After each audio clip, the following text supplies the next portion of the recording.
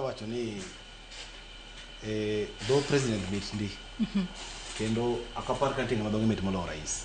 Number 1, ntiki ko wacho no dhi tim. To ngeni Kenya ka gimoro amoro ikete budget. To ntiki kumero wacho mang'eny mowache meeting to poko bete budget to budget beno se somo. Koro gigi awuoro gani pesa dhi wuok kanye. Number 1. Number 2, sani meetings ni State House every week. Pesa ni nikech pesa ni yakanye. Miketo go meetings State House every week.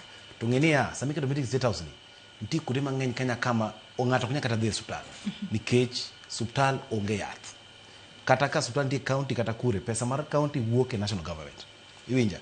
Koro priorities make president ni a problem. Emomiyo jo Kenya go koko. Na ntie ngeni ngata ene mane telo sani mangiso ni en manifesto mare cha ema nyako implement. Iwinja. Sani odonje 2060 to poko tieko manifesto mare mano wacho cha. Iwinjo. Sani nyithi school fees chando. Okay? Bech mafuta ni malo. Okay? Mangiso ni bech kaka diesel affect economy te general nikech diesel affect agriculture everything industries gimora mora. Koro gimocha na chia. President osetimo mosetimo.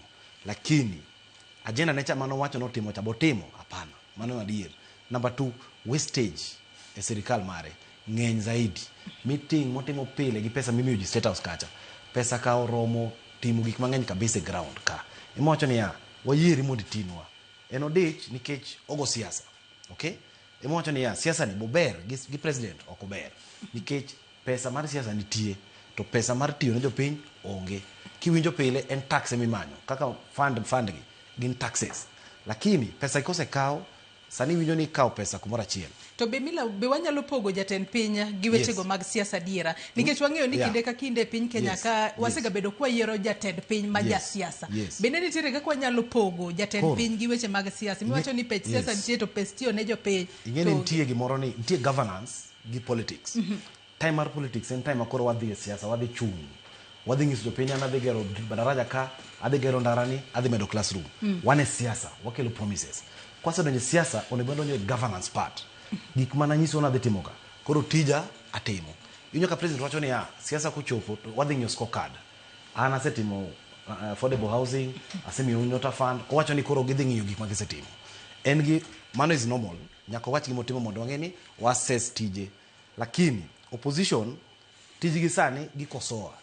Lakini time mar gine biro mar manifesto en karamo wadong mana gi higa sani kod jitiyo in fact wadong gi higa chiel ema koro no ka koro president bose luongo budhe nikech koro wadonje session mar siasa. Iwinja ka den president maber en ya sani ne gitiyo ne jopiny kochopo koro higa ma koro siasa donje ni koro scorecard koro dhi nyiso wana setimo ma gima opposition wan be koro wadhi kaka wadhi form coalition ni wadhi come up gi manifesto. Iwinja to manifesto ni dhi bedo based on shida mwasekale gi tenda ma president Pavani wadhi ng'iyo gik ma jo Kenya dwaro zaidi. Koro time mar manifesto biro ang'eni kata mheshimiwa ni en gi manifesto mare morito go MP masani mong'eno dhi ng'iyo kako dhi tiyo to manifesto chemo dhi tiyo go mondo onje siasa.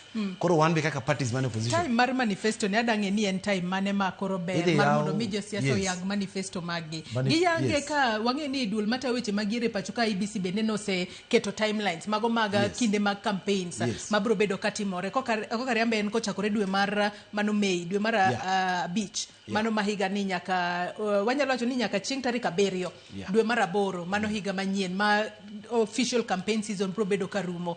Dwe mar 5 ne mowinjo beni yange manifesto kose manifesto winjo beni yango chon.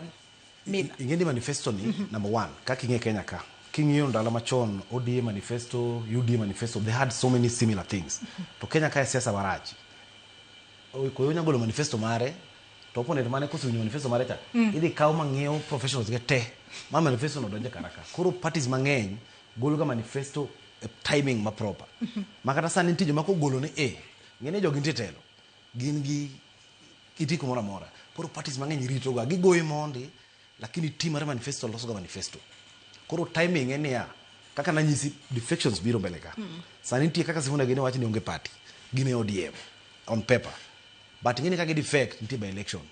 Koro defections biro mbele ka. Emo wacho ni gini time podi to kochopo next dong jidhi resign joma tiyo joma timango manifesto dhi wuok from next year kose vunj bunge koka jikoro ng'ene an kora onge Ruto anawuotho gi Kalonzo koro iyawo pap oyawo manifesto dhi wuok next year. Yes. Odede.